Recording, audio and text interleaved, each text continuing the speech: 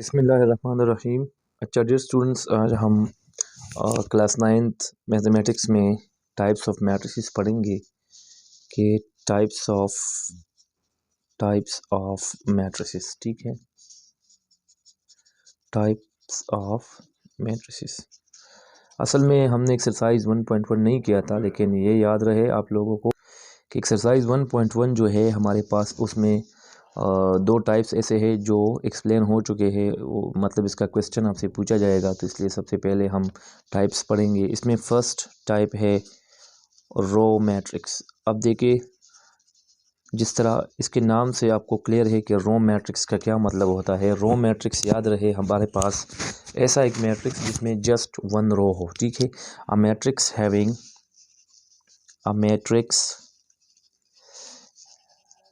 Having just one रो।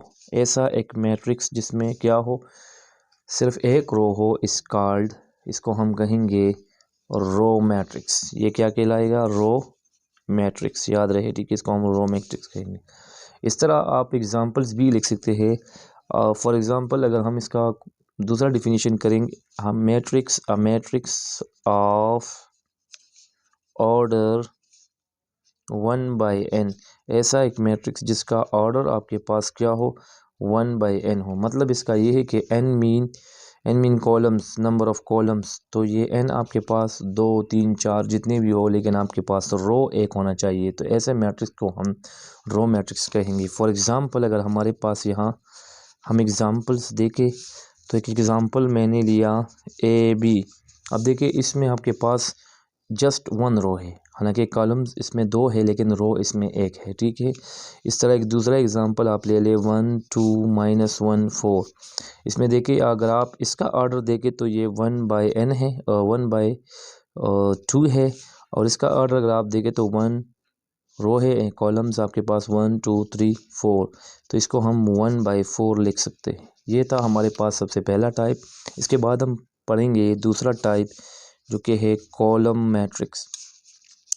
Column matrix, जिस तरह हमने रो मैट्रिक्स पढ़ा, इस तरह आप कॉलम मैट्रिक्स को भी डिफाइन कर सकते हैं। अ मैट्रिक्स, ऐसा एक matrix having just one column.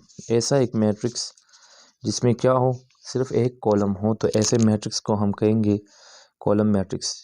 Is called a column matrix. ठीक है, इसको हम कॉलम मैट्रिक्स के, इसको कॉलम वेक्टर या रो वेक्टर भी कह सकते हैं, इसको रो वेक्टर, इसको, लेकिन वो हम आगे पढ़ेंगे। ठीक है, इस लेवल पे इसकी बातें नहीं होनी चाहिए। ठीक है, अगर हम इसको इस तरह लिखे, अ मैट्रिक्स, एक ऐसा मैट्रिक्स ऑफ ऑर्डर m/1। इसका मतलब ये बना कि नंबर ऑफ़ रोज जितने भी हो, लेकिन उसमें कॉलम एक होना चाहिए। तो ऐसे मैट्रिक्स को हम कहेंगे कॉलम मैट्रिक्स। फॉर एग्ज़ाम्पल अगर हम एग्ज़ाम्पल्स ले ले, तो हमारे पास इसके एग्ज़ाम्पल्स इस तरह आएंगे। फॉर एग्ज़ाम्पल मैंने ए मैट्रिक्स लिया 1 2 4। इसमें आप देख सकते हैं कि इसमें क्या है, रो जो है 3 है, लेकिन कॉलम सिर्फ एक है, तो ये 3/1 मैट्रिक्स है। ठीक है, इस तरह अगर आपके पास कॉलम भी मैट्रिक्स बी मैंने लिया -1 2 4 3, तो आप देख सकते हैं कि इसमें रोज़ कितने हैं, 4 है, लेकिन कॉलम सिर्फ एक है, तो ये 4/1 मैट्रिक्स है। एक पॉइंट है, इसको नोट कर ले। अगर आपको कोई ये दे दे कि फॉर एग्ज़ाम्पल ये मैट्रिक्स है और इसमें सिर्फ 2 है या एक एलिमेंट है, तो ये क्या होगा? ये जो है row matrix as well as column matrix, ये दोनों हैं। मतलब both row and column matrix, ये दोनों हैं। ठीक है, तो आपके पास ये दोनों की कैटेगरी में आएगा, क्योंकि इसमें रो भी एक है। तो अगर आप हैविंग जस्ट वन रो की डिफिनीशन को देखें, तो डिफिनीशन के मुताबिक ये वहाँ पे भी ट्रू है, ये कॉलम भी है, तो ये रो मैट्रिक्स भी है और कॉलम मैट्रिक्स भी है। ठीक है, इसके बाद तीसरा पार्ट हमारे पास है और स्क्वायर मैट्रिक्स। ये मैट्रिक्स आप याद रखें, स्क्वायर मैट्रिक्स बहुत सी जगहों पे हमारे काम आएगा। ठीक है, इसके मुताबिक आप जो है बहुत से थ्योरीज पढ़ेंगे। अब देखिए, हम रोज़ के लिए हम m यूज़ करते हैं, राइट, और कॉलम्स के लिए हम जो है n यूज़ करते हैं। तो जब matrix in which number of rows and columns are equal। ऐसा एक मैट्रिक्स जिसमें कॉलम्स और रोज़ आपस में क्या हो, बराबर हो, तो इसको हम क्या कहेंगे, square matrix. For example m equal to n, एक ऐसा मैट्रिक्स जिसमें m और n बराबर हो। फॉर एग्ज़ाम्पल अगर हम एग्ज़ाम्पल्स ले ले तो 1 बाय 1 मैट्रिक्स, मतलब जिसमें एक रो एक कॉलम हो, ये स्क्वायर मैट्रिक्स कहलाएगा। 2 बाई 2 मैट्रिक्स, 3 बाई 3 मैट्रिक्स, इस तरह 4 by 4 matrix, these are square matrix. ठीक है, तो इसमें रोज़ और कॉलम्स बराबर है, तो इसको हम स्क्वायर मैट्रिक्स कहेंगे। एक चीज़ आपको यहाँ पे मैं समझाऊंगा जो कि बहुत इंपॉर्टेंट है, इसको याद रखें। देखिए बाज़ औक़ात हमारे पास ये, अगर आपको मैं यहाँ लिख के दे दूँ, नोट कर ले आप, जी आर इम्पोर्टेंट पॉइंट्स। सही, पहला पॉइंट तो ये है हमारे पास, हम स्क्वायर मैट्रिक्स बाज़ औक़ात किताबें इस तरह लिखती है। ठीक है, square matrix of order n। अब देखिए सिर्फ n लिख देते हैं। ठीक है, तो सिर्फ n का मतलब ये होगा, याद रहे, सिर्फ n का मतलब कि इसमें चूँकि m इक्वल टू n होता है, तो सिर्फ n का मतलब ये बना कि अगर n 2 है तो इसका मतलब ये होगा, क्योंकि ये स्क्वायर है तो इसका मतलब ये होगा कि m भी 2 होगा। तो सिर्फ एक चीज़ लिया, square matrix of order n। अगर हम counter example, let's suppose a square matrix of order 2, अगर कोई ये लिख देते। ठीक है, तो देखिए स्क्वायर मैट्रिक्स ऑफ ऑर्डर 2 का मतलब ऐसा एक मैट्रिक्स जिसमें ऑर्डर उसका क्या हो, 2 बाई 2 हो। ठीक है, ये एक इम्पॉर्टेंट पॉइंट है कि हम इस तरह नहीं लिख सकते square matrix of order 2 by 2, क्योंकि ये गैर ज़रूरी है। आप इस तरह भी कह सकते कि स्क्वायर मैट्रिक्स ऑफ ऑर्डर 2। ठीक है, अगर आपके पास कोई, इस चीज़ को हम इस तरह भी लिख सकते हैं, याद रहे, 2 स्क्वायर मैट्रिक्स। 2 स्क्वायर मैट्रिक्स का मतलब ये बना कि ऐसा एक मैट्रिक्स जिसका ऑर्डर 2 हो। अब इसका मतलब ये नहीं होगा कि आप ये समझे कि 2 स्क्वायर मैट्रिक्स का मतलब 2 स्क्वायर मैट्रिक्स, नहीं, एक मैट्रिक्स जिसका ऑर्डर 2 हो। तो इस तरह शॉर्टली भी लिख सकते हैं। ठीक है, इस तरह भी किताबें लिखती है 3 स्क्वायर मैट्रिक्स। तो इसका मतलब क्या बना, ऐसा एक मैट्रिक्स जो कि क्या हो, स्क्वायर मैट्रिक्स हो और उसका ऑर्डर जो है वो 3 बाई 3 हो। तो इस तरह ये स्क्वायर मैट्रिक्स आपस में जो है आप इसको लिख सकते हैं। ठीक है, अब हमारे पास फोर्थ टाइप है रेक्टेंगुलर मैट्रिक्स। ठीक है, रेक्टेंगुलर मैट्रिक्स। तो रेक्टेंगुलर मैट्रिक्स का क्या मतलब है, अ मैट्रिक्स एक ऐसा matrix, if a matrix in which, जिसमें m not equal to n हो। इसका मतलब है कि ऐसा एक मैट्रिक्स जिसमें m n के बराबर ना हो, मतलब number of rows and columns are not equal, तो ऐसे मैट्रिक्स को हम रेक्टेंगुलर मैट्रिक्स कहेंगे। फॉर एग्जांपल 2 बाई 3, देखिए इसमें 2 और 3 बराबर नहीं है। फॉर एग्जांपल 1 बाई 2, इस तरह 4 बाई 2, तो जिसमें रो और कॉलम्स बराबर ना हो तो उसको हम रेक्टेंगुलर मैट्रिक्स कहेंगे। बहुत से टाइप्स और भी है, वो बाद में डिस्कस करेंगे, लेकिन हम थोड़ा एक्सरसाइज 1.1 पे जाते हैं कि वहाँ पे कैसे क्वेश्चन है। ठीक है, ये देखिए किताब में आपको जो है स्क्वायर मैट्रिक्स और रेक्टेंगुलर मैट्रिक्स का डिफिनीशन जो है ये आपको 1.1 के बाद मिलेगा, लेकिन क्वेश्चन आपको 1.1 में दिए गए हैं। तो इसका मतलब है आपने सबसे पहले जाके इसको पढ़ना है, फिर एक्सरसाइज को स्टार्ट करना है। ठीक है, अब एक्सरसाइज में पहला क्वेश्चन हमारे पास वो है कि आपने क्या शो करना है, आपने स्क्वायर और रेक्टेंगुलर मैट्रिक्स के बारे में पढ़ना है। Which of the following are square and which are rectangular. Question number 1 है, which of the following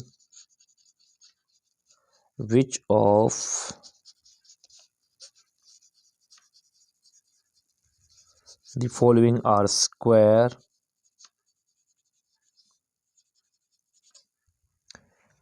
and which are rectangular। आप ये बता दें कि कौन सा मैट्रिक्स जो है वो स्क्वायर है और कौन सा मैट्रिक्स रेक्टेंगुलर है। तो हम सबसे पहले यहाँ पे सारे लिख देते हैं। पार्ट नंबर 1 में मेरे पास है a matrix which is equal to 2 3 0 5। Part number 2 में हमारे पास मैट्रिक्स बी है, वो है हमारे पास 6 3 - 1 6 3 - 1 5 1 5 2, राइट। पार्ट नंबर 3 में हमारे पास सी है, सी मैट्रिक्स है 1 0 0 0 2 0 एंड 0 0 1। इस तरह पार्ट नंबर डी है, पार्ट नंबर 4 में डी मैट्रिक्स गिवन है -5, जस्ट एक नंबर इसमें गिवन है। पार्ट नंबर 5 में ई एक मैट्रिक्स गिवन है -3 4। और इस तरह पार्ट नंबर 6 में आपको एफ मैट्रिक्स गिवन है जो कि कॉलम मैट्रिक्स ये है, राइट। अब इसमें से आपने ये करना होगा कि कौन सा मैट्रिक्स जो है रेक्टेंगुलर है और कौन सा जो है स्क्वायर है। तो देखिए सॉल्यूशन में सबसे पहला, इन ए नंबर ऑफ रोज आर 2। देखिए ए में कितने रोज है, ये एक रो ये दूसरा रो, ठीक है। And number of columns are कितने हैं, नंबर ऑफ कॉलम्स इसमें 2 है, आर 2। कॉलम्स भी इसमें 2 है। तो मतलब इसका ये बना number of rows equal to number of columns. तो जिस मैट्रिक्स में नंबर ऑफ रोज और नंबर ऑफ कॉलम्स बराबर हो जाते हैं तो ऐसे मैट्रिक्स को हम स्क्वायर मैट्रिक्स कहते हैं, ठीक है। तो आंसर हमारा होगा ए इज़ अ स्क्वायर। अब इसी में हम पढ़ लेते हैं। देखिए आपके पास ये रो 2 है, 2 रोज है और कॉलम्स 3 है, तो इसका ऑर्डर 2/3 है। सबसे पहले आपको लेक्चर में बता चुका हूँ कि सबसे पहले आपने रो को मेंशन करना है। 2/3 है तो ये एक स्क्वायर मैट्रिक्स नहीं है क्योंकि इसमें रो और कॉलम बराबर नहीं है, तो ये एक रेक्टेंगुलर मैट्रिक्स है। This is a rectangular matrix. तो ये एक रेक्टेंगुलर मैट्रिक्स है। अब देखिए इसमें आप देखिए फर्स्ट सेकंड थर्ड ये 3 रोज एंड 3 कॉलम्स, तो ये 3/3 है और 3/3 मैट्रिक्स हमारे पास क्या है, ये स्क्वायर मैट्रिक्स है। This is a square matrix, सही। अब इसमें देखिए ये आपको नज़र आ रहा है कि इसमें एक रो एक कॉलम है, तो ये 1/1 है, ठीक है। तो इसको हम कह सकते कि ये भी एक स्क्वायर मैट्रिक्स है।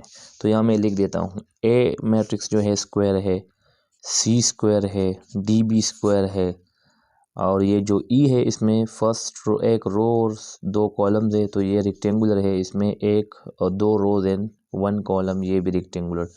तो ए सी और डी ये स्क्वायर है, रिमेनिंग इसमें क्या है, ये रेक्टेंगुलर है, ठीक है।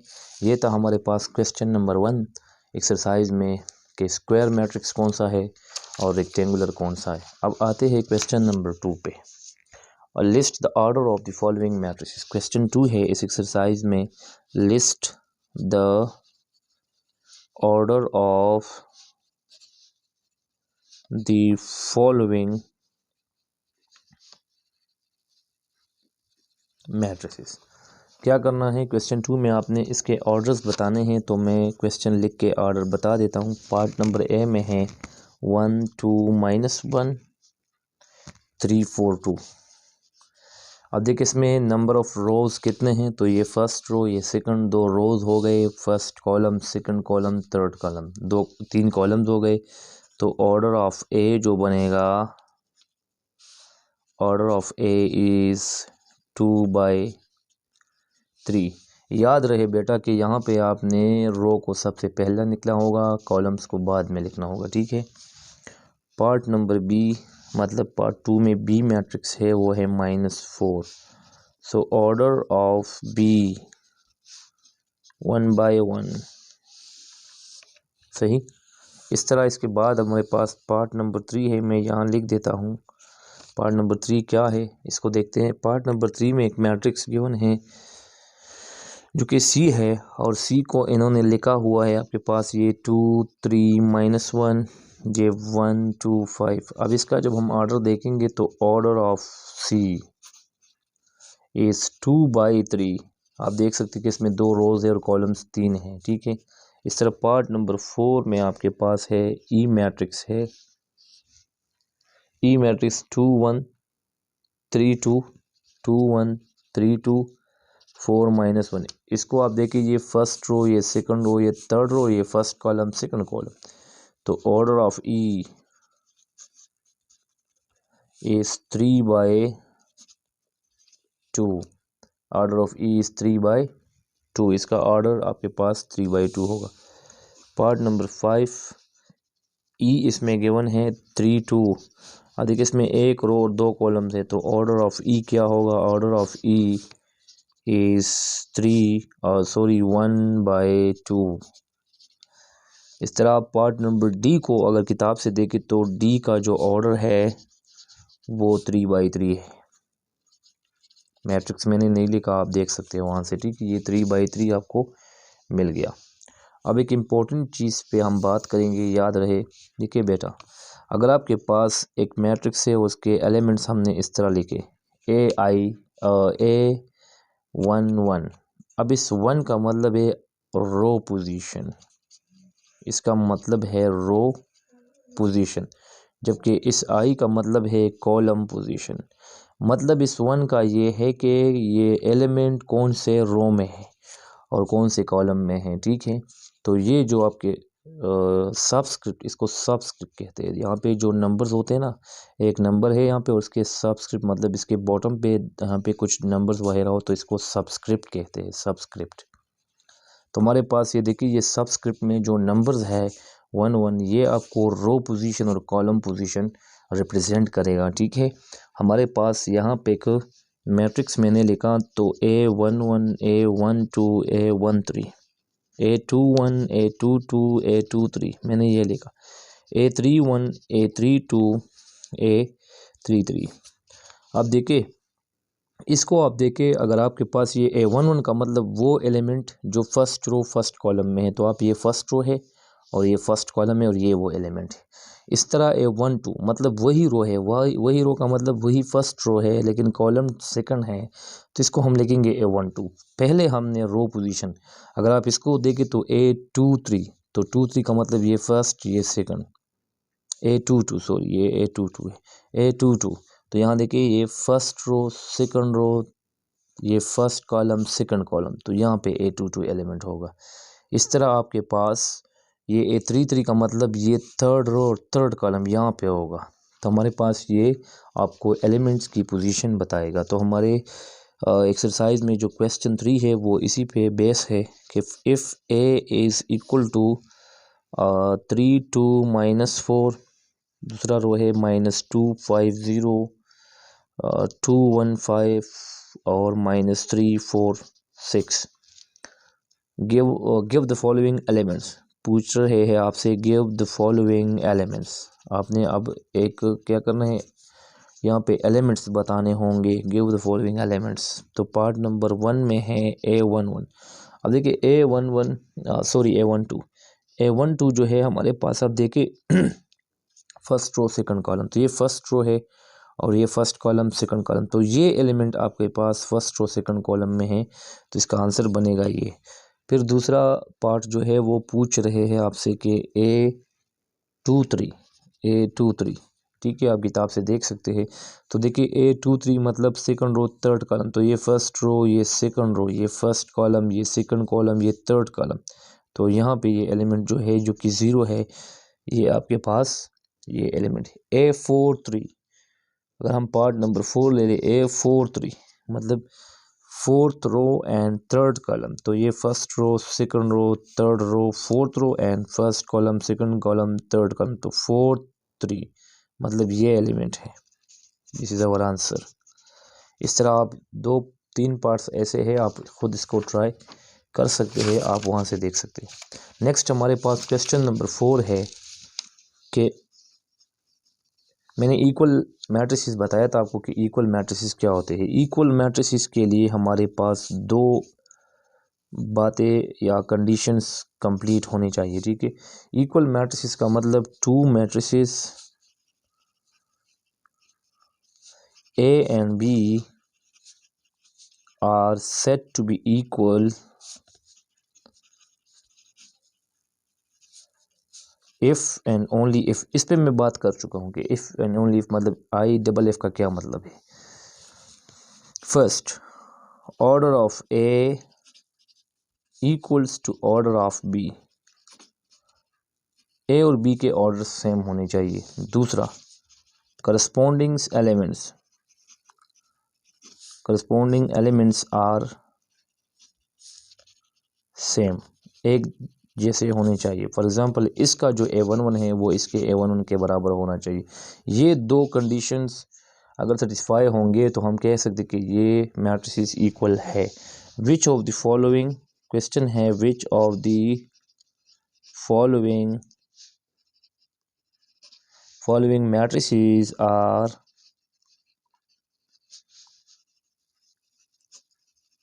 Are equal. तो देखिए, आपको पहले पार्ट में A गिवन है और A आपके पास है 2 5 1 3। B मैट्रिक्स गिवन है 2 5 4 3। C मैट्रिक्स गिवन है 1 + 1 3 + 2 4 2 + 1। और D मैट्रिक्स गिवन है 4 + 1 1 3। ये अब देखिए, A को हम देखेंगे B के साथ चेक करेंगे। अगर B के बराबर ना हुआ, मतलब इन दो कंडीशन में से कोई भी सेटिस्फाई ना हुआ, तो हम कह सकते कि ये B के बराबर नहीं है। तो फिर C के साथ चेक करेंगे। अगर इसके साथ B फेल हो गया तो फिर D के साथ। अगर फर्स्ट कंडीशन फेल हो गई तो दूसरा चेक करने की ज़रूरत नहीं है, ठीक है। तो मैंने A को लिया और मैं इसको B के साथ कंपेयर कर रहा हूँ। तो देखिए, A का ऑर्डर जो है ये फर्स्ट रो सेकंड रो, ये फर्स्ट कॉलम सेकंड कॉलम, तो 2 रोज 2 कॉलम्स है। तो A का ऑर्डर 2/2 है, ठीक है। इस तरह B का ऑर्डर भी 2/2 है। तो मतलब ऑर्डर सेम है। तो जब ऑर्डर सेम है तो ये पहला कंडीशन इसमें सेटिस्फाई हो रहा है, ठीक है। अब हम दूसरा कंडीशन चेक करेंगे कि इसका पहला एलिमेंट 2 है तो वहाँ पे भी 2 है, सही है। 5 5 बिल्कुल राइट। 1 4 मतलब अब देखिए, थर्ड एलिमेंट इसका 1 है और थर्ड एलिमेंट इसका 4 है। तो मैंने लिखा था कि करस्पॉन्डिंग एलिमेंट सेम होने चाहिए, लेकिन ये 1 है ये 4 है, तो ये A और B में ये कंडीशन सेटिस्फाई नहीं हो रहा, ठीक है। तो हम अब A को C के साथ चेक करेंगे। A का ऑर्डर 2/2 है, C का भी ऑर्डर 2/2 है, बिल्कुल। तो फर्स्ट कंडीशन सेटिस्फाई हो रहा है। देखिए, तो ये 2 है, ये 1 + 1 2, ये 5 है, 3 + 2 से 5 आएगा, बिल्कुल ठीक है। ये 1 है और ये 4 है, तो मतलब इसमें जो थर्ड एलिमेंट है वो 1 है, इसमें थर्ड एलिमेंट 4 है, तो ये दोनों भी बराबर नहीं हो सकते। तो आप A को D के साथ चेक करेंगे, ठीक है। देखिए, ये ऑर्डर बिल्कुल सेम है। 2 2 5 4 + 1 से 5 आएगा, बिल्कुल 5 5। इस तरह 1 1 और ये 3 3।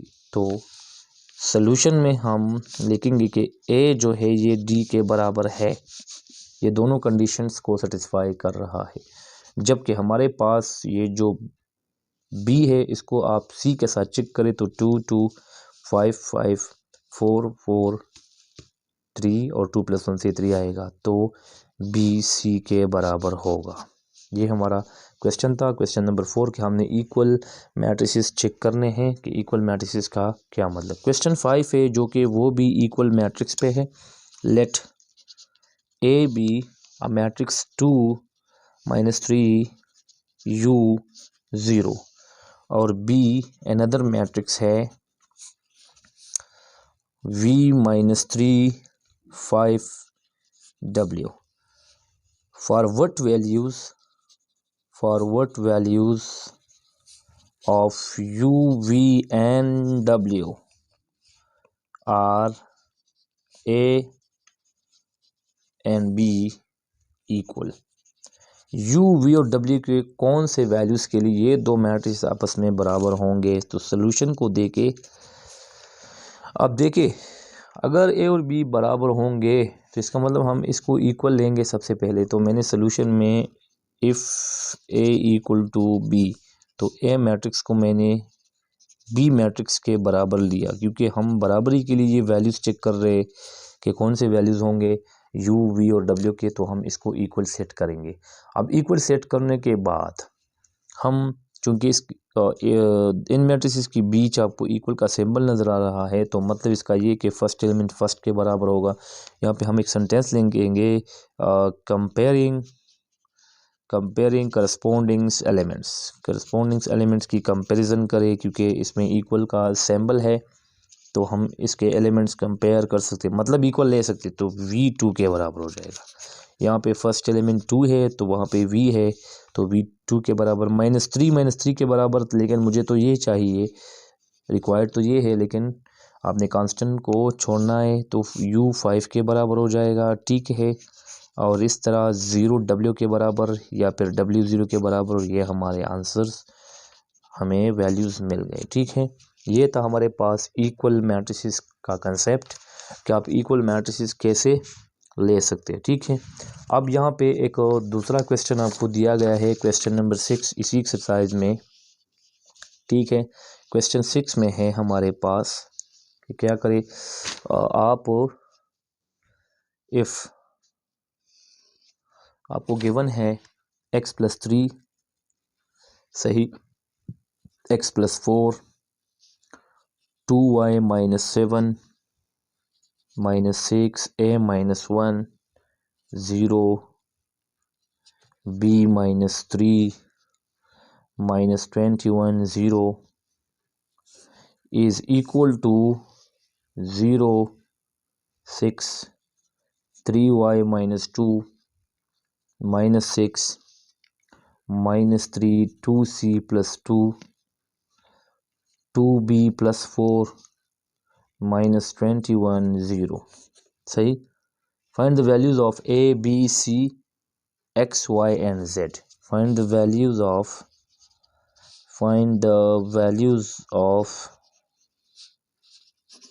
a, b, c, x, y and z, इनके वैल्यूज़ निकालने हैं, ठीक है। अब देखिए, याद रहे कि सबसे पहले आप देखिए क्वेश्चन में इसमें क्या गिवन है, इक्वल का सिंबल गिवन है सबसे पहले। तो जब इक्वल का सिंबल गिवन है तो हम क्या करेंगे, करस्पॉन्डिंग्स एलिमेंट्स को कंपेयर करेंगे, ठीक है। सॉल्यूशन में देखिए आपके पास ये matrix x+3, x+4, 2y - 7 - 6, a - 1, 0, b - 3 -21, 0 is equal to 0, 6, 3y - 2 - 6 - 3, 2c + 2, 2b + 4 -21 और 0, इसको इक्वलिंग कंपेयरिंग करस्पॉन्डिंग्स एलिमेंट्स को कंपेयर करेंगे, या करस्पॉन्डिंग्स लफ्ज़ लिख ले, ठीक है, दरमियान में पे यहाँ लिख ली थी। करस्पॉन्डिंग्स एलिमेंट्स का कंपैरिजन करने से मतलब हमारे पास x जो है x+3 बराबर हो जाएगा 0 के, फर्स्ट। इस तरह हमारे पास दूसरा x+4 इक्वल, सॉरी ये x+4 नहीं है, ये z+4 है, ठीक है, दिस इज z+4। तो z+4 बराबर हो जाएगा 6 के, मतलब इसका पहला एलिमेंट पहले के बराबर, इसका दूसरा एलिमेंट दूसरे के, और 2y - 7 बराबर हो जाएगा y - 2 के। इस तरह हमारे पास फिर नेक्स्ट a - 1 बराबर हो जाएगा -3 के।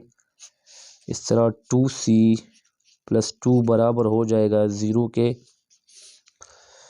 यहाँ मैं लिख देता हूँ b - 3 बराबर हो जाएगा 2b + 4 के, राइट। अब देखिए इससे हम ये वैल्यू निकाल सकते हैं। देखिए हमारे पास यहाँ पे +3 है, तो मुझे x चाहिए, यहाँ से +3 ख़त्म करेंगे तो सब्ट्रैक्ट 3 फ्रॉम बोथ साइड्स, तो इसके बोथ साइड से आप 3 सब्ट्रैक्ट करें तो कैंसल आउट, x = 0 - 3 या फिर आसान तरीका ये है कि आप 3 को यहाँ शिफ्ट करें। शिफ्ट करने के बाद जब हम इक्वेशन के दूसरे साइड कोई कांस्टेंट वेरिएबल को शिफ्ट करेंगे तो वो साइन चेंज होगा, ठीक है। तो +3 है, यहाँ शिफ्ट होने से ये -3 हो जाएगा, तो ये डायरेक्ट मेथड है, ठीक है। अब 4 को यहाँ शिफ्ट करें तो z is equal to 6 as it is, और ये 4 शिफ्ट करेंगे तो -4, या दोनों साइड से आप 4 सब्ट्रैक्ट करिए तो z इज इक्वल टू ये 2 आ जाएगा। अब देखिए यहाँ आप देखिए ये चीज़ चूँकि 2y है और ये 3y है, तो ये 3y इससे ग्रेटर है, तो आप इस चीज़ को अगर ये यहाँ पे इस तरह लिखा गया है तो आप इसको इस तरह लिखें, ठीक है, मतलब, और ये हमारा काम आसान कर देगा। इसको मैंने ऐसे लिखा, देखिए इसमें मैंने कुछ भी नहीं किया, जस्ट मैंने अरेंजमेंट किया, ये चीज़ यहाँ लिखा और ये हमारे पास सिमेट्रिक प्रॉपर्टी, अगर a b के बराबर है तो b भी a के बराबर होगा। जिस प्रॉपर्टी की हेल्प से हम इसको लिख सकते हैं, ठीक है। अब देखिए ये y के लिए आपने y को शिफ्ट करना है, कांस्टेंट को कांस्टेंट के तरफ ले जाना है, ठीक है। तो 2y यहाँ शिफ्ट 3y, ये 2y जब यहाँ आएगा तो माइनस हो जाएगा, और ये -7 है, और ये 2 जब वहाँ जाएगा तो +2 हो जाएगा। अब 3y से 2y जाएगा तो आपके पास y रह जाएगा, -7 है और +2 है, तो इस 7 से ये 2 निकालेंगे और साइन माइनस का लगाएंगे तो हमारे पास -5 आ जाएगा, ठीक है। तो y की वैल्यू हमारे पास -5। अब देखते हैं यहाँ, देखिए ये 1 डायरेक्ट वहाँ पे शिफ्ट करें तो आपके पास -3 + 1 हो जाएगा, ठीक है। और a बराबर -3 + 1, जब हम 3 से 1 निकालेंगे तो हमें 2 मिलेगा और साइन इसका लगाएंगे, ठीक है। यहाँ देखिए ये 2 शिफ्ट करें तो 2c बराबर -2 हो जाएगा। अब c से मैंने 2 को टर्मिनेट करना है, ख़त्म करना है, तो चूंकि 2 मल्टीप्लिकेशन में है तो मैं मल्टीप्लिकेशन की चीज़ को डिवाइड पे ख़त्म करूँगा, तो divide 2 on both side, 2 on both side, दोनों साइड में 2 को डिवाइड करूँगा, यहाँ पे भी -2, ये कैंसिल, ये माइनस एज इट इज़, और 2 पे डिवाइड होगा तो -1 मिलेगा, क्लियर। तो c की वैल्यू -1। अब देखिए वही तरीका यहाँ पे भी करें जो यहाँ पे हमने किया था, तो और 2b + 4 में लिख सकता हूँ b -3, तो मैंने इसको यहाँ शिफ्ट किया, 4 को वहाँ शिफ्ट किया, तो 2b - b बराबर -3, और ये 4 जब यहाँ आ जाएगा तो ये माइनस हो जाएगा। साइंस आपने चेंज करने होंगे, 2b से जब b माइनस होगा तो b आएगा, और -4 के साथ -3 और भी आ गया तो आपके पास ये -7। तो हमें तमाम वैल्यूज़ मिल गए, b की वैल्यू आपको -7 मिल गया। इसका मतलब ये बना, जब आप ये वैल्यूज़ उठा के यहाँ पे पुट करेंगे तो आपको ये दोनों मैट्रिसेस इक्वल आंसर देगा, मतलब ये और ये एक ही जैसे हों, ठीक है, बिल्कुल सेम मैट्रिसेस होंगे। लास्ट क्वेश्चन इसमें है हमारे पास, इस एक्सरसाइज का लास्ट क्वेश्चन है, solve the following equation for a b c। Equation मतलब 2 इक्वल मैट्रिसेस है और उसमें से कुछ वैल्यूज़ निकालने होंगे, ठीक है। Solve the following equations for a b c d, ठीक है। अब देखिए हमारे पास इक्वेशन का मतलब जिसमें ये इक्वल साइन आ जाए, बस वो चीज़ जिसमें इक्वल साइन आ जाए तो वो इक्वेशन कहलाएगा, ठीक है। अब देखिए a + b, ठीक है, यहाँ पे b + 2c, यहाँ पे है 2c + d, और ये है 2a - d, और यहाँ पे इक्वल टू -1480।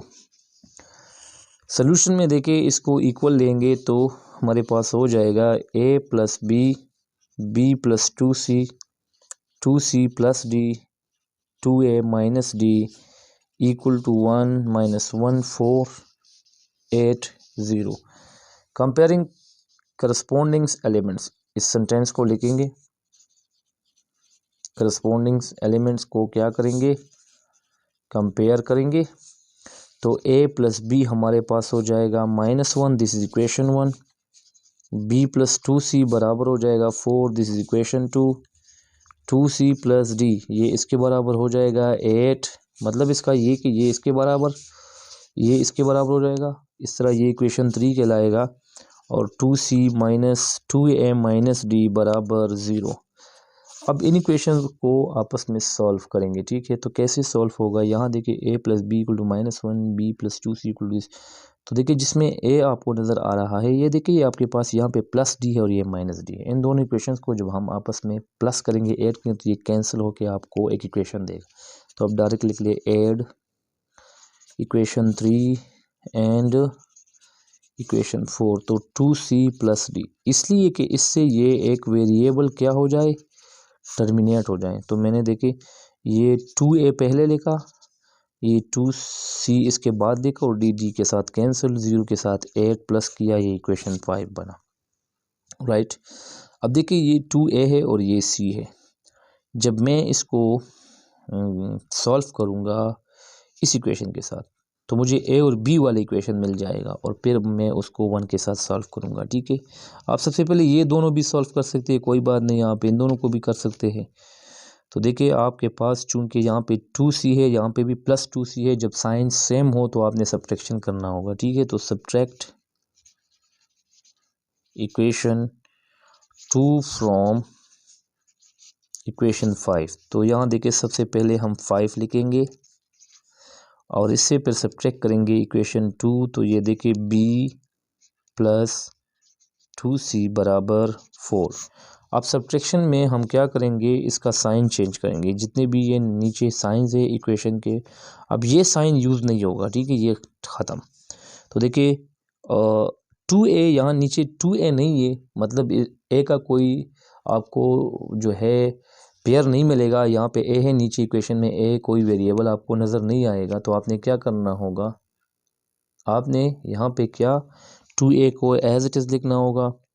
ये प्लस 2c और ये माइनस 2c कैंसिल रह गया, माइनस b, इस माइनस b को यहाँ लिखना होगा और ये 8 से 4 जाएगा, मतलब 8 माइनस 4, क्योंकि ये प्लस साइन अब यूज़ नहीं होगा। तो 2a को एज इट इज़ लिखा, माइनस b लिखा, ये कैंसिल ख़त्म, 8 से 4 ये 4, तो हमारे पास ये इक्वेशन 6 बन गया। अब इक्वेशन 6 देखिए, इसमें माइनस b है, इसमें प्लस b है। अगर हम इसको ऐड करें तो ये minus b plus b cancel हो जाएंगे और इस इक्वेशन में जो वेरिएबल रह जाएगा वो सिर्फ ए रह जाएगा। और हमारा टारगेट यही होगा कि हम इन इक्वेशंस को सॉल्व करके ऐसा कोई तरीका करें कि हमें सिर्फ एक वेरिएबल मिल जाए। तो मैंने direct equation 6 plus equation 1, equation 6 को इक्वेशन 1 के साथ प्लस किया। तो देखिए ये आपके पास 2a minus b equal to 4 और ये a plus b equal to -1। Add करने का मतलब यहाँ कोफिशेंट्स ऐड होंगे, ठीक है। इस कोर्स में चैप्टर 4 में हम पढ़ेंगे कोफिशेंट्स क्या होते हैं, ठीक है। तो ए से पहले जो नंबर है ये, और इससे पहले ये 2 और 1 3, ए एज इट इज़ आएगा, बी के साथ कैंसिल और 4 से 1 माइनस करेंगे 3। अब देखिए 3a इक्वल टू 3, यहाँ से ये 3 ख़त्म करना है तो डिवाइड 3 ऑन बोथ साइड्स, ठीक है।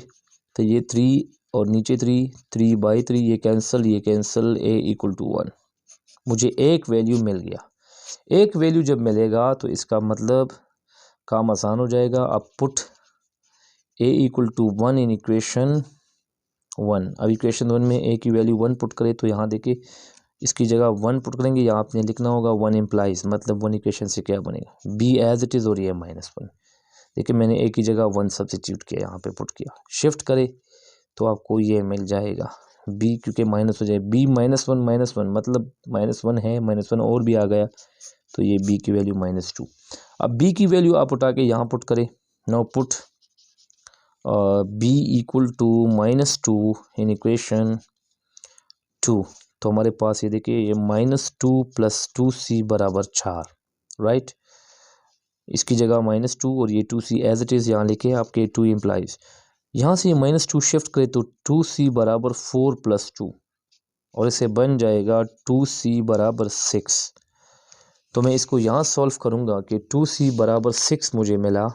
अब मैंने 2 को यहाँ ख़त्म करना है तो डिवाइड 2 ऑन बोथ साइड्स, ठीक है। अब 2 को दोनों साइड डिवाइड करेंगे तो हमारे पास यहाँ पे भी डिवाइड, यहाँ तो कैंसिल आउट, और ये 6 को 2 पे डिवाइड करेंगे 3 आएगा। तो हमारे पास c का जो वैल्यू आपको c वैल्यू मिलेगा वो 3 मिलेगा। अब इस c को यहाँ किसी इक्वेशन में पुट करें तो इसमें मैंने पुट किया put c equal to 3 in equation 3। तो देखिए इससे बन जाएगा 3 से, यहाँ देखिए 2 द c एक जो है the value of c is equal to d बराबर 8। अब देखिए c की वैल्यू ऑफ c इज़ 3, तो ये 6 आएगा मल्टीप्लाई करने से और ये d as it is 8 shift हो जाएगा, 6 शिफ्ट हो जाएगा तो 8 - 6, d आपके पास हो जाएगा 2। तो हमें तमाम वैल्यूज़ मिल गई a b c एंड ये आपका ये सोल्यूशन। ये थोड़ा मुश्किल इसलिए था कि इसमें इक्वेशंस ज़्यादातर इक्वेशंस हमने सॉल्व करने होंगे, तो ये थोड़ा डिफ़िकल्ट था। इंशाल्लाह इसके बाद हम बाकी रिमेनिंग टाइप्स पढ़ेंगे, ट्रांसपोज पढ़ेंगे और फिर हम इस पे इक्वेशन 1.2 करेंगे।